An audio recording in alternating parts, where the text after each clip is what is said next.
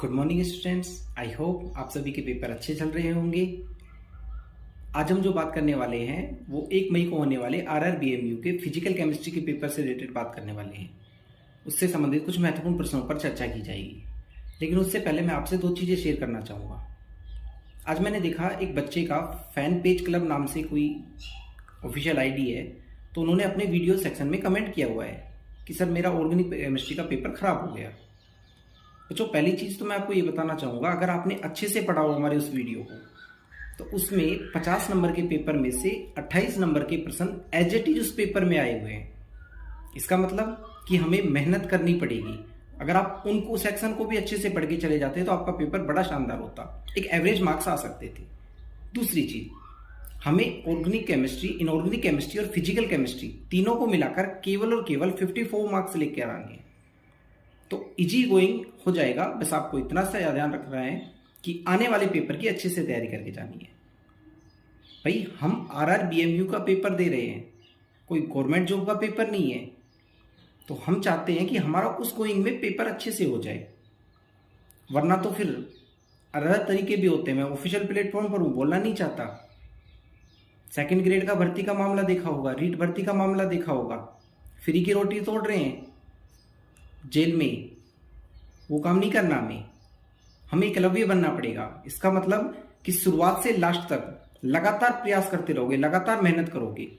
आप चाहते हो कि हम BSc को केवल एक रात में पढ़ के, पेपर से एक दिन पहले पढ़ के पास हो जाए, पॉसिबल नहीं है। दिमाग से निकाल देना। ये टर्म ऑफ कंडीशन लगानी पड़ेगी मुझे अपने वीडियो के नीचे कि यहाँ इंपॉर्टेंट प्रश्न का मतलब होता है कि आपने जो पूरे साल भर मेहनत की उसमें से आप किन प्रश्नों को चयन करके जा सकते हो एग्जाम के लिए, ना कि इस बात के लिए कि आप हमेशा इस वीडियो को देख जाओगे और पास हो जाओगे। कतई मतलब नहीं इस बात का। तो चलिए, और दूसरी महत्वपूर्ण बात जो मैं आपको बताना चाहूंगा, इस बार जो आपको प्रश्न मिलेंगे वो आपको बाई सेक्शन नहीं मिलेंगे, आपको लिखने पड़ेंगे वीडियो को देखकर। तो वीडियो को लास्ट तक देखिए और हर प्रश्न को नोट कीजिए। अब हम बात करने वाले हैं 1 मई को होने वाले फिजिकल केमिस्ट्री के पेपर के बारे में, जो BSc सेकेंड ईयर से रिलेटेड है।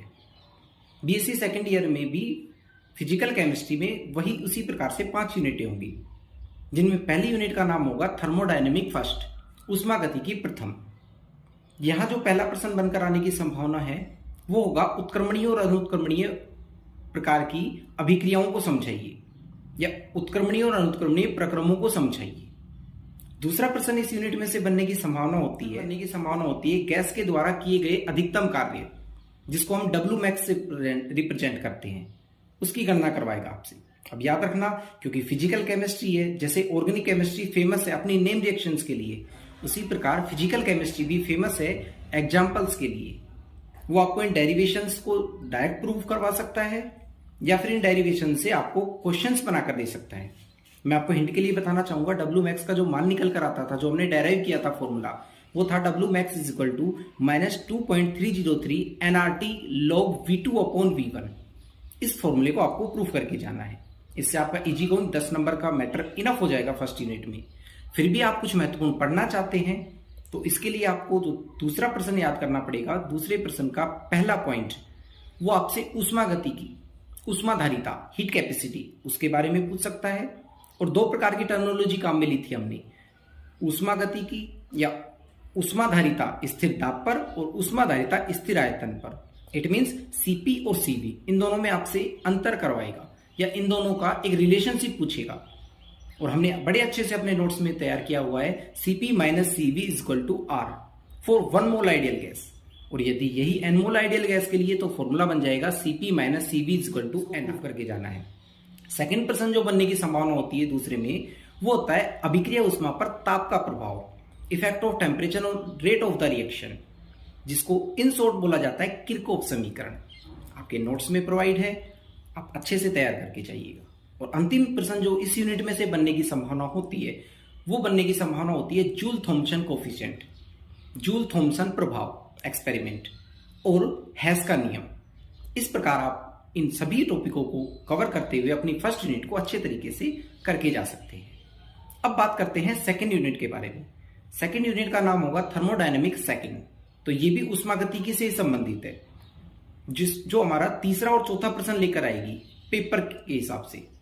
तीसरे प्रश्न का जो पहला पॉइंट आपको तैयार करके जाना है वो तैयार करके जाना है कार्नोट चक्र, वेरी वेरी मोस्ट इंपॉर्टेंट। और कार्नोट चक्र से ऊष्मा इंजन की दक्षता, नीटा का फॉर्मूला प्रूफ। अब वो आपसे नीटा के लिए प्रश्न बनाकर पूछ सकता है या नीटा के लिए आपसे कोई फॉर्मूला डेराइव करवा सकता है।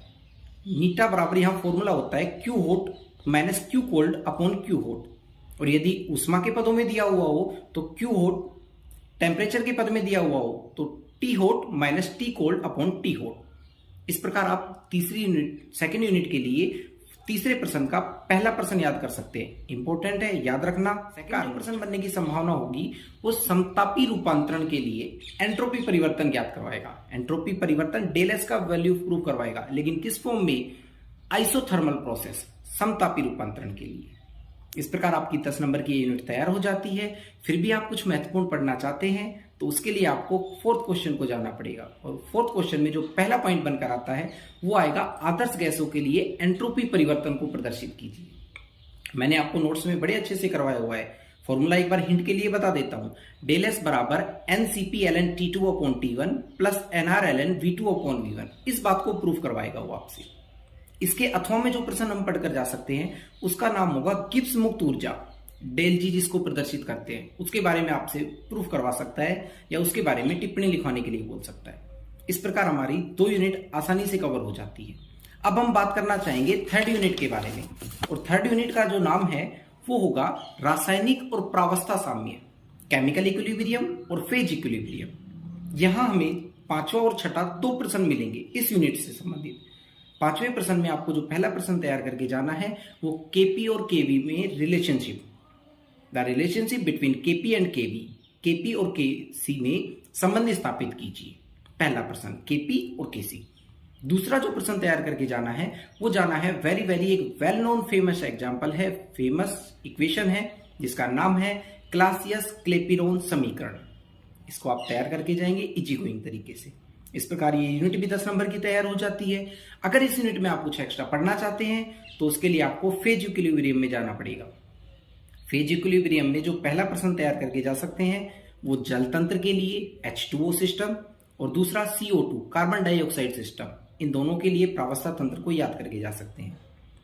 इसके अलावा जो दूसरा प्रश्न इस छठे प्रश्न में आप तैयार कर सकते हैं उसका नाम होगा सीसा रजत तंत्र और बिस्मिथ कैडमियम तंत्र। ये 2 प्रकार के तंत्र हैं, सीसा रजत तंत्र, बिस्मिथ कैडमियम तंत्र। इन दोनों तंत्रों को याद करके जाइएगा, आपकी थर्ड यूनिट भी समाप्त हो जाती है। अब फोर्थ यूनिट और फिफ्थ यूनिट दोनों कॉमन नाम से है जिनका नाम है वैद्युत रसायन, इलेक्ट्रोकेमिस्ट्री। फोर्थ यूनिट होगी इलेक्ट्रोकेमिस्ट्री फर्स्ट और फिफ्थ यूनिट होगी इलेक्ट्रोकेमिस्ट्री सेकेंड, जिसके लिए हमें फोर्थ यूनिट में 7th और 8th क्वेश्चन मिलेगा। 7th क्वेश्चन जाना है उसका नाम होगा ओस्टवाल्ड का तनुता नियम, डाइल्यूशन लॉ ऑफ ओस्टवाल्ड, और इसका प्रायोगिक सत्यापन वेरी वेरी मोस्ट इंपॉर्टेंट, आपके पूरी यूनिट को कवर करके जाएगा। इसके अलावा जो अथवा में याद कर सकते हैं वो आपको याद करना पड़ेगा, एक वेल नोन इक्वेशन है डेबाई हकल आंसेगर इक्वेशन, आपको नोट्स में प्रोवाइड करवाई गई है, उसको तैयार करके जा सकते हो। ये यूनिट आपकी कंप्लीट होती है। फिर भी कुछ महत्वपूर्ण पढ़ना चाहते हो तो इसके लिए आपको अभिगमनांक क्या है और अभिगमनांक को प्रायोगिक विधियों द्वारा प्रूफ करवा सकता है। इसमें हमने 2 विधियां पढ़ी थी, याद कीजिए बच्चों। एक का नाम था हिटोर्फ विधि और दूसरे का नाम था चल सीमा विधि। इन दोनों में से आपको किसी एक के बारे में डिस्कस कर सकता है। इस प्रकार हमारा 4th यूनिट कंप्लीट हो जाती है। अब बात करते हैं 5th यूनिट की, जिसका नाम होगा इलेक्ट्रोकेमिस्ट्री सेकेंड, वैद्युत रसायन सेकेंड, जिसमें हमको विभिन्न प्रकार के क्वेश्चन बेस्ड टिप्पणी लिखवा सकता है। जैसे जिसमें हमको 9th और 10th 2 प्रश्न मिलेंगे। 9th प्रश्न में पहला जो प्रश्न तैयार करके जा सकते हैं आप, उसका नाम होगा निम्न पर टिप्पणी लिखिए, जिसमें आप डैनियल सेल, लाइक एज नैनसर्ट equation, like as calomel electrode या गैस आयन इलेक्ट्रोड, तो डिफरेंट टाइप के हमने इलेक्ट्रोडों के बारे में चर्चा की थी अपने लेक्चर्स में। उनमें से किसी भी 3-4 को आप याद करके जा सकते हैं। मैंने रिकमेंड किया है Daniell cell, calomel electrode, gas ion electrode और अंतिम नैनसर्ट इक्वेशन। अब अंतिम पड़ाव की तरफ जाते हैं और इस यूनिट में आप कुछ महत्वपूर्ण पढ़ना चाहते हैं तो आपको 10वां प्रश्न याद करके जाना पड़ेगा, 10th नंबर क्वेश्चन, जिसका पहला पॉइंट आएगा सेल के लिए ईएमएफ की गणना कीजिए। आपको बहुत सारे एग्जाम्पल लेकर हमने ईएमएफ का इक्वेशंस करवाए थे, जिसमें डैनियल सेल वगैरह आप काम में ले सकते हो। इसके अलावा जो सेकंड प्रश्न तैयार करके जा सकते हो उसका नाम होगा अभिगमनांक सहित और अभिगमनांक रहित सांद्रता सेल। दो प्रकार के सांद्रता सेल थे, एक ट्रांसफेरेंस था विद ट्रांसफेरेंस, एक था विदाउट ट्रांसफेरेंस। उन दोनों को याद करके जा सकते हो। इस प्रकार आपका फिजिकल केमिस्ट्री का पूरा सिलेबस अच्छे वे से इजी गोइंग तैयार हो जाएगा और आप अच्छे नंबर कैरी कर पाएंगे। याद रखना बच्चों, फिजिकल केमिस्ट्री जो आरआरबीएमयू की तरफ से है वो पूरा एक रामायण है। उस रामायण में से हमें शॉर्ट नोट्स लेकर जाने हैं उस वे में कि हमारा एग्जाम में अच्छे मार्क्स कैरी कर पाए। इसके लिए आपको मेहनत करनी पड़ेगी। अभी 2 दिन है, अच्छे से मेहनत कीजिए। आई होप, मैं तो विश करूंगा कि आप सभी का पेपर अच्छा हो। धन्यवाद।